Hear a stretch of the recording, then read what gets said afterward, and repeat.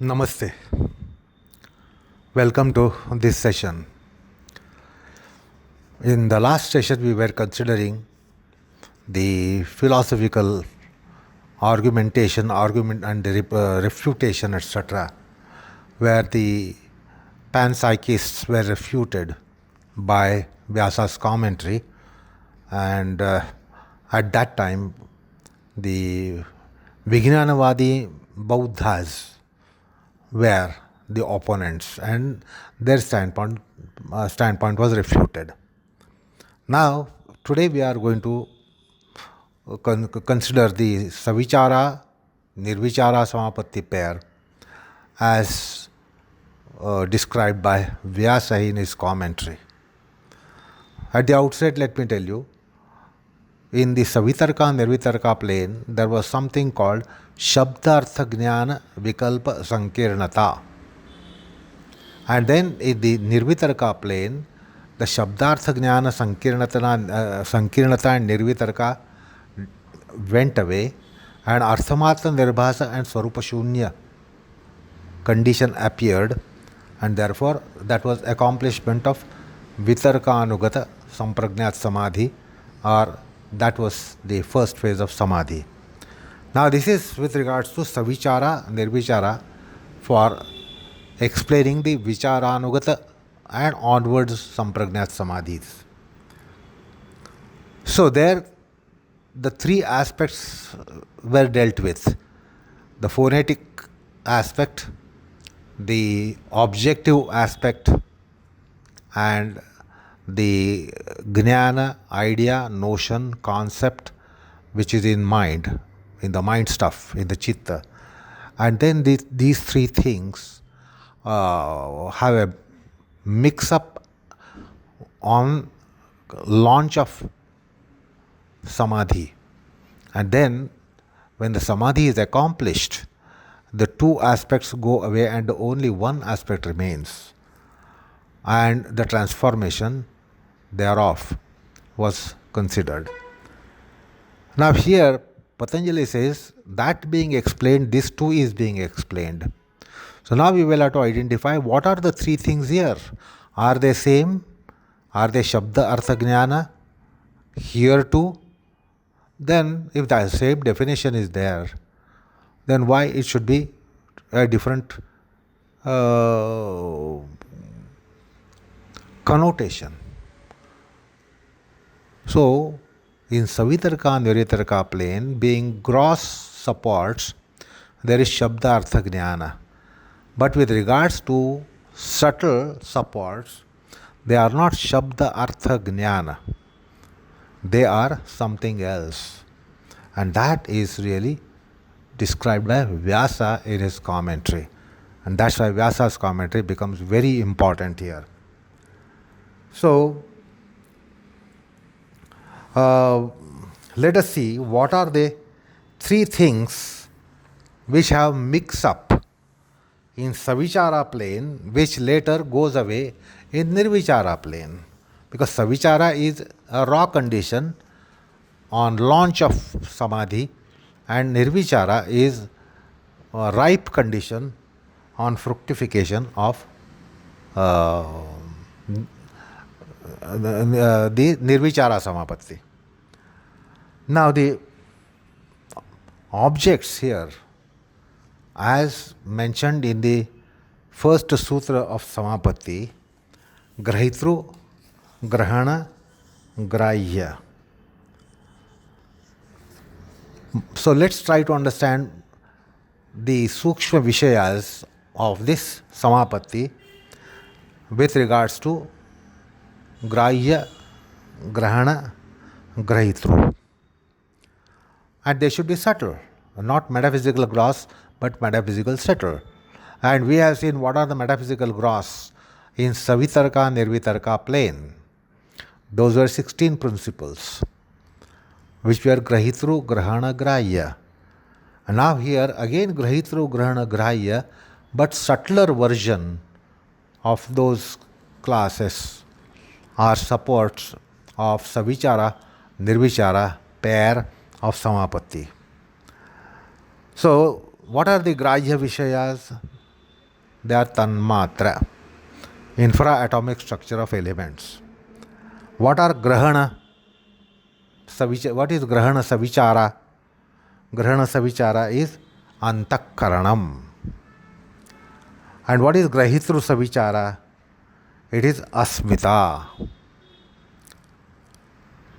And then nirvichara again is tanmatra. Nirvichara again is anthkaranam. And Grahitru-nirvichara is again asmita.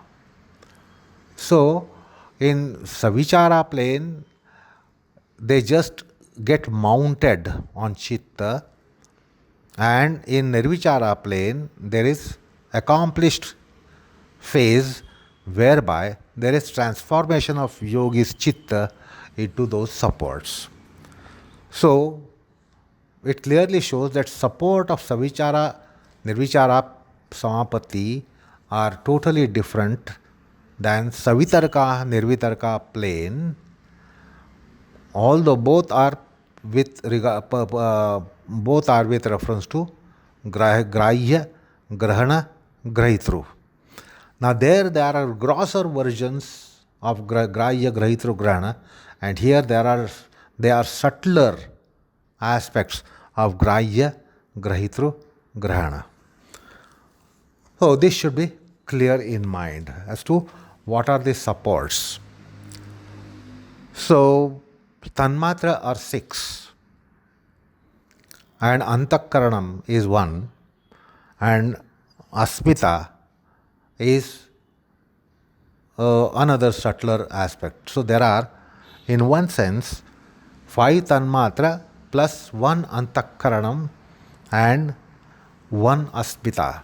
So 5 plus 1 plus 1, there are 7 supports of savichara plane of samapatti, and similarly 7 for nirvichara plane of samapatti. So this should be clear here. While there were grahya, grahitru, grahana, where there were 5 panchamahabhutas, then there were the 10 indriyas and ekadashi indriya manas. They were support. So manas was support and not the asmita principle. And anthkaranam was not the support there, because anthkaranam is again a subtler aspect. It cannot be taken into a test tube and shown that this is anthkaranam. Bahyakaranas can be seen. They have a form. They are graspable, while anthkaranam is atindriya. Therefore, it is subtle. Asmita, as a principle, is atindriya and therefore subtle. So, sukshma vishayas are these, but there are further sukshma vishayas according to Patanjali, and Vyasa also makes it clear. Because sukshma vishayatvam cha alinga paryavasanam is the next sutra. So up to alingam, all principles are counted here.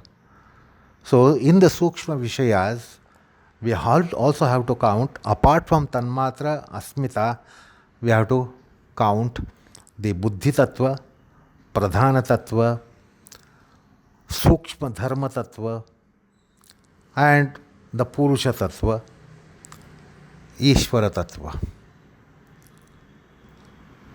So all the metaphysical principles are covered in savitarka, nirvitarka plus savichara, nirvichara plane, and this is expressed in Patanjali's sutra itself. So the point is, with regards to these subtler objects, you don't have this tripartite constitution of Sabda-artha-jnanam. Then how do they come here in savichara, nirvichara plane? What are the three things which are to be considered here? In place of Sabda-artha-jnanam, there should be some other three to say that it is similar here too. So there are three, no doubt, but not Sabda-artha-jnana, but they are Desha, kala, nimitta. See, because about these subtler principles, you can't see them, but nor can you infer them, nor can you deduce them, nor can you extrapolate them. You have to get them through agama. So agamas will tell you, shastropadesham, gurupodes will tell us something about these tanma, these sukshma tattvas, about these subtle principles. So in savichara plane, which is the onset of Samadhi process, the three are Desha, kala, nimitta. What is Desha, kala, nimitta? When did you hear about these principles?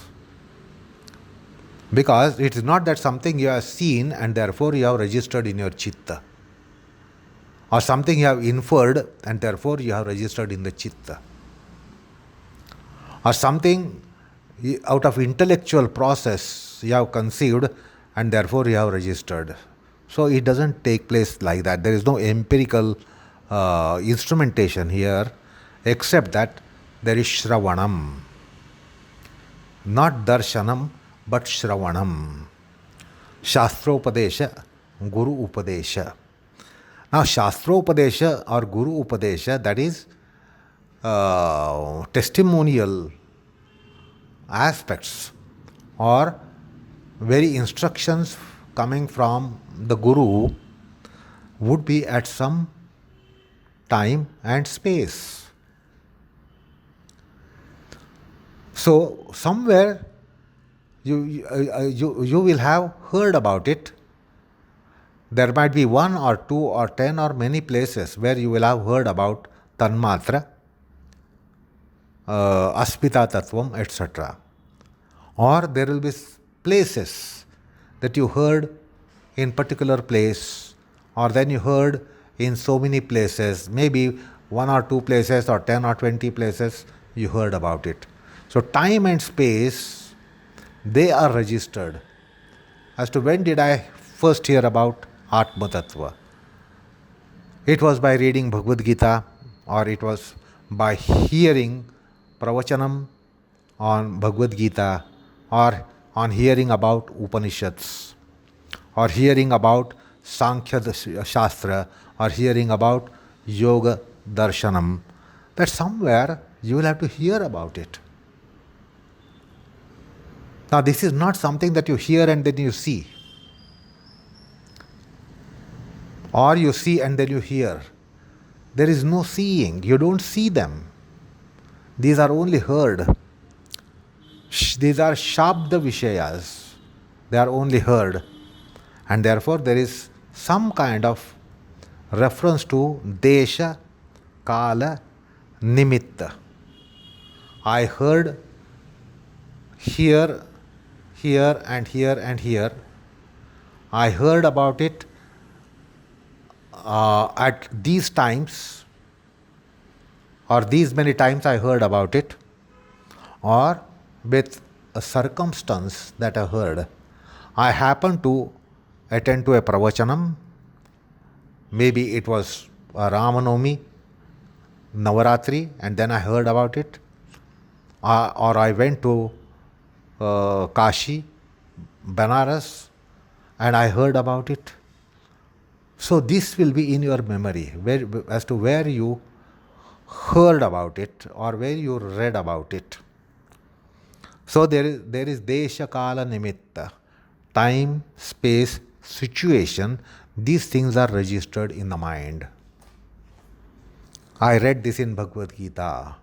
I heard about it, read about it, Bhagwad Gita, first time about 10 years ago, and then thereafter I heard it umpteen number of times.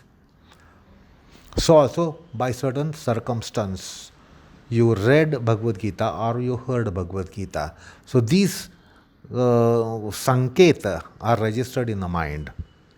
And in the savichara plane, these are the three factors which are interfering instead of Sabda-artha-jnanam, as was the case in Savitarka plane. So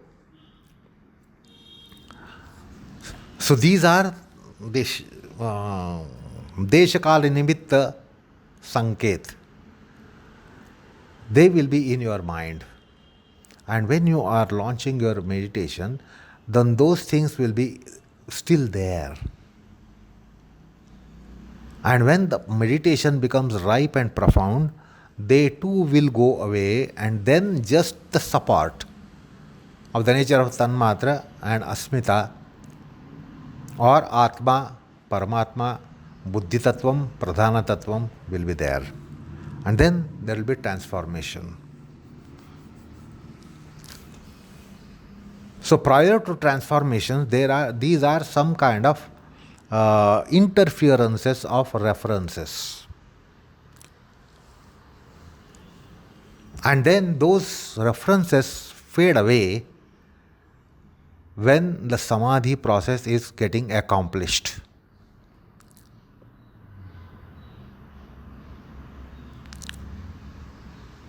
And in that case, the time space aspect will go away, such as past and future, they will go away.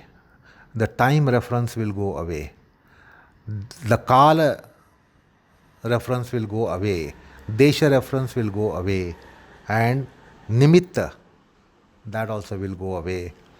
Because the citta in Savitarka, nirvichara plane was occupied by three aspects. Sabda-artha-jnanam. And then Shabda and Jnanam were occupied by Artham, and then Arthamatra Nirbhasam happened. And that was the aspect of transformation in yogi's citta. Now here, Desha, Kala, Nimitta are the three things. And then there will be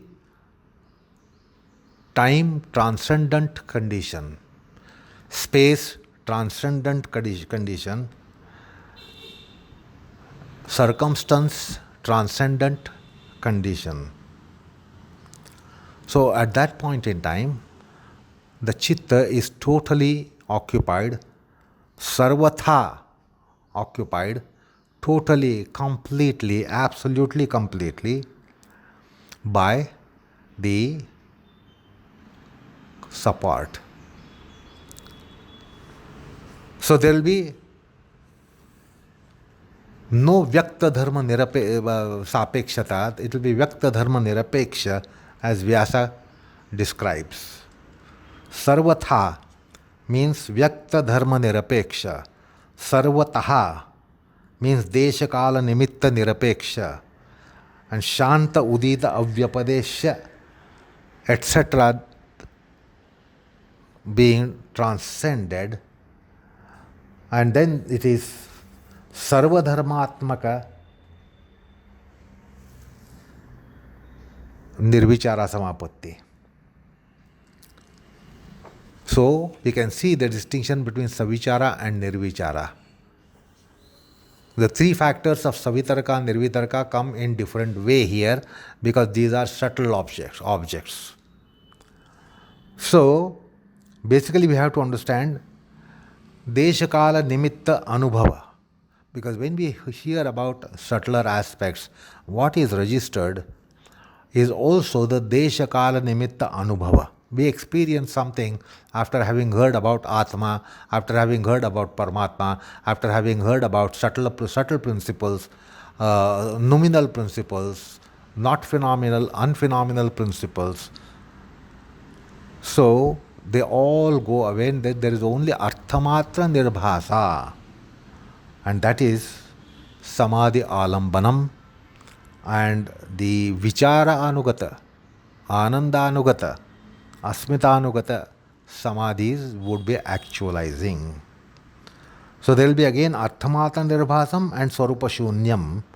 These factors of nirvitarka plane stand valid here too. So now we have to understand the sankirnata of savichara, which is not there in nirvichara, as is the case of savitarka, that there is a mix up and then it is not there in nirvitarka. So that's how Vyasa explains us the savichara nirvichara samapatti, the identicality with savitarka nirvitarka pair, and also distinction between savitarka nirvitarka plane and savichara nirvichara plane.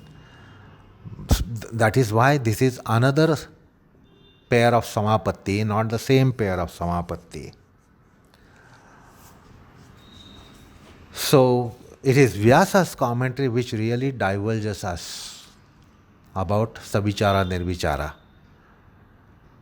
Patanjali is not expressed here, but his spokesperson Vyasa gives us expression about it. And therefore we should be indebted to Vyasa, because Patanjali just says, as that is described, this too is described.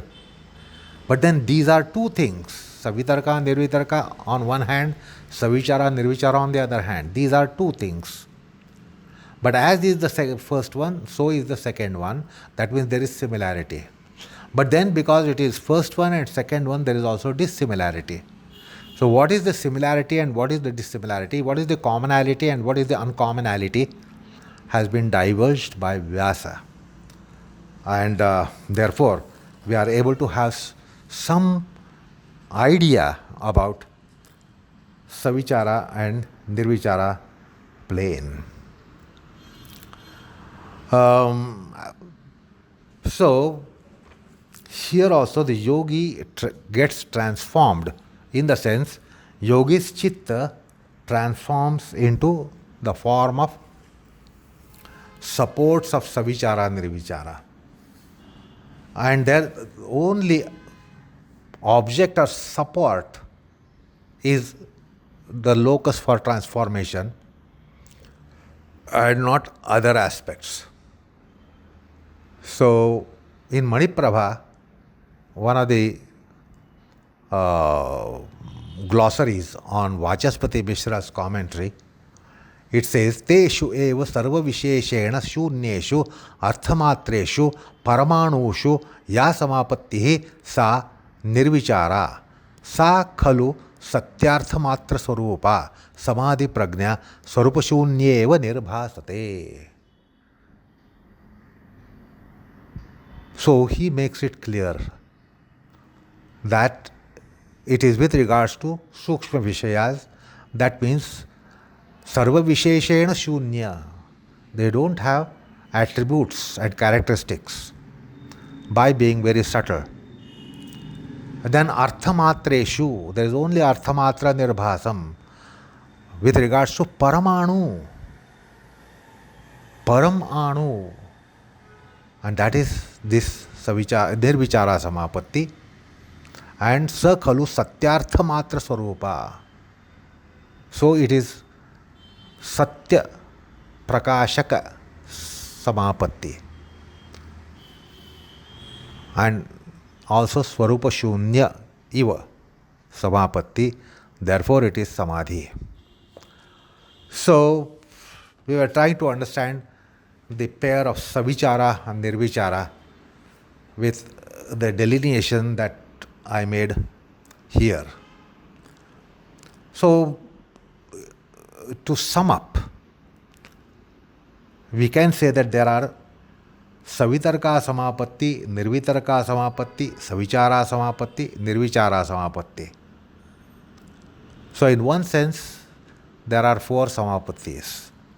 Two for gross supports, metaphysical, and two for subtle supports metaphysical.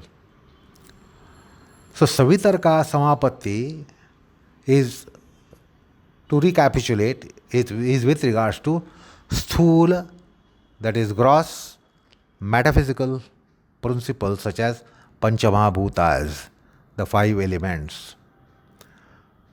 So similarly, Ghatapatadi Vaishvika Vishayas, because there is also intuitive mystic revelation with regards to Vaishvik objects, tangible objects such as Ghata, Pata, lotus, etc. So that is in Savitarka plane. So the objects enter the Savitarka plane of Samapatti, and then in Nirvitarka plane, objects only remain and other things go away. So in Savitarka, therefore, you have Sankirnata and you have Vikalpa.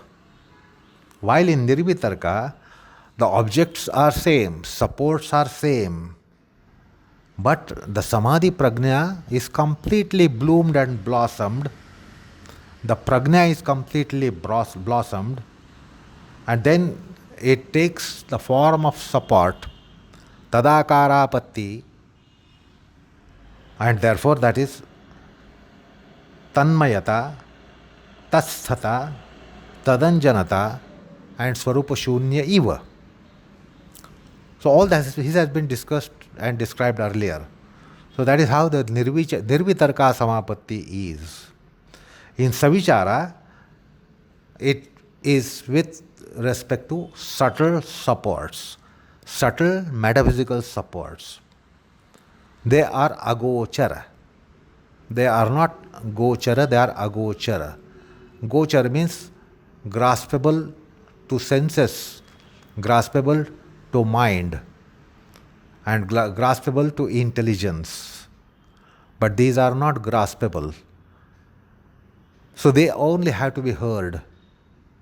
And they are something which are objects of anubhuti and not anubhava. They are tanmatra, ahankara tattva, mahat tattva, pradhana tattva, atma tattva, ishvara tattva. And by dharma paranama in these tattvas, you get something manifest. Because when you hear about it, it transforms your mind. When you are hearing precept from Bhagwad Gita, which speaks about the ascharya-vad atma, there is naturally a dharma paranam in your citta. When you hear about these metaphysical principles, your mind is transformed. There is dharma paranam in your citta. Like you feel elated, you feel contented, you feel out of the world, you feel transcendence. So they give you transcendence to your consciousness. When you hear about these metaphysical subtle principles, your mind transcends the mundanity. There is a dharma paranama. And with that, you conceive something in your mind. If that transformation in your mind was not taking place, you would not be conceiving. It's like it fell in my right ear and went away by went out by left ear. But when it impacts your psyche consciousness, there is that dharma paranam in your citta. So you feel sublime, you feel transmundane, you feel transpersonal. So when you hear about metaphysical discourses, this is what happens to your mind. This is what happens in satsanga, because you are given a transcendence. And with that dharma paranama, the things are registered. If there is no dharma paranama, things won't be registered from satsanga, from a discourse coming from a noble person. They just fall from one ear and go out from another ear. But then how are they retained in the buddhi? They are retained because of dharma paranama. So therefore there is smriti sanketam, anumita shruta jnanam, agamaja jnanam. Because they only give you some kind of input. Otherwise, you would never get these inputs. There is no chance that you saw those things, you came to know about those things. No, it won't happen like that. It won't just come in your buddhi. It has to come via media, agama jnanam, acharya upadesham, guru upadesham, etc. And then it is, there is also some anumana in shruta jnana and anumita jnana with regards to agama pramanyam. And then there are some kind of vikalpa and some kind of sankirnata. That when I heard for first time, I thought it is this. And then when I heard 10th time, then I realized, no, it is not that, but it is this. So there is some kind of mix-up, because you will have heard several times. And having heard, there will be some intellectual process within you, less refined or gross in the beginning, and more refined at later stage. So all those are mounted in savichara plane, and in nirvichara plane, only that support is buddhya rudha, and not your memories, not your inferences, not your shruta jnana, not the guru upadesha or acharya upadesha or shastra upadesha. So those things would go away. Then it is nirvichara samapatti. So therefore there are 4 samapattis.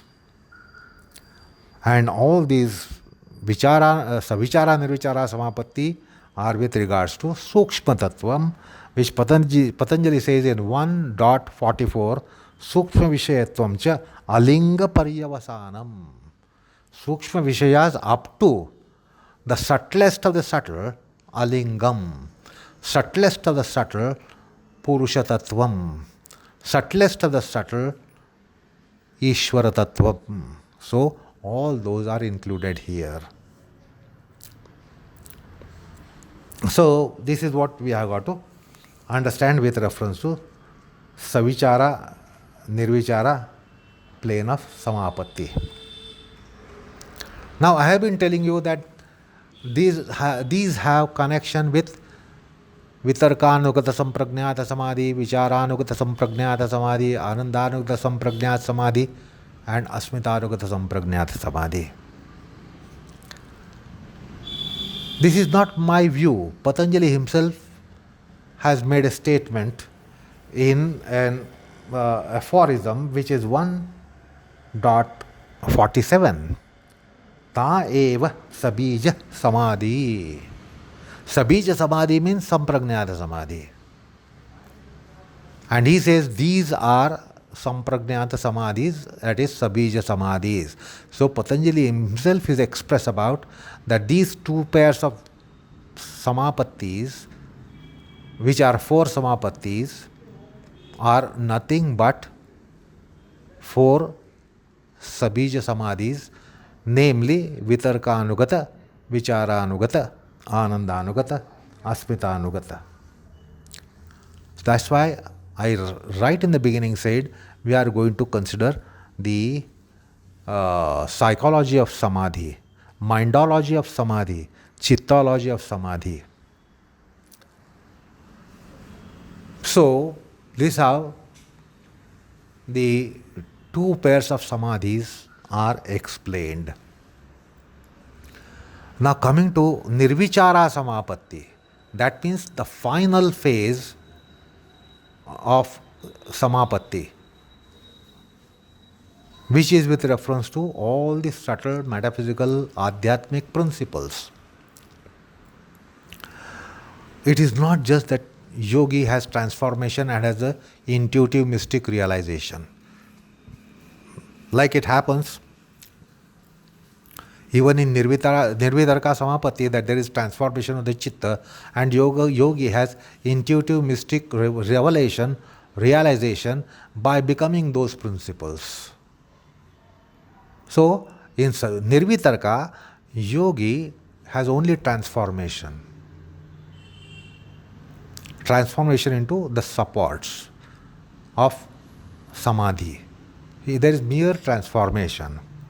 But when it is nirvichara, there is something more attached to it. There is endowment. And that is being mentioned in the Sutra 1.48. And that is really a marvelous thing that all seekers of adhyatma, paramartha, or what you call as spirituality are coveting. What happens by nirvichara samapatti? It's not that yogi is merely transformed into principles and therefore realizes the principles in all dimensions. Sarvankasha jnanam, samyaka jnanam. So it's not just knowing those subtle principles, but there is adhyatma prasada. And that is why the sutra is nirvichara vaisharadhyaihi adhyatma prasadaha.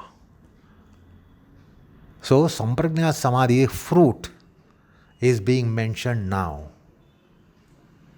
Not just the knowledge about metaphysical principles, revelation, realization of metaphysical principles, but much more than that. So what happens by samprajñata samadhi or what happens by nirvichara samapatti is that there is adhyatma prasada. One receives adhyatmic grace. One receives spiritual grace, whereby the process thereafter is laid out and yogi moves into over that path towards the final goal of human spiritual samam bonam.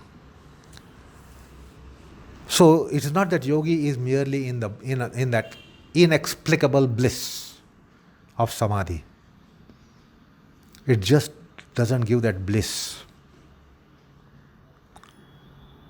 Because once you take a dip into that bliss, subjectivistic bliss, there is better description which comes in one of the saintly literature pieces, which is of Tukaram Maharaj. Anandate dohi ananda taranga. In the pond of Anandam, you get vibrations of Anandam, the bliss. And that Ananda is the adhyatmic grace. So, that is what Patanjali also is mentioning about that, what we call in vague terms as spiritual experience. In modern times, we are familiar with this spiritual experience, which is said to be supreme experience. No experience is superior to that. That's a supreme experience. Now, Patanjali is going to describe this. We have vague idea of this, and then we call something which is unimaginable for us and unexpected by us. We say it was a spiritual bliss. And what is it really? Essentially, what is it? Patanjali is going to describe that by a sutra, nirvichara vaisharadhyaihi adhyatma prasadaha. So now we are going to look into this adhyatma prasadam. But that is in the next session. Namaskar all of you.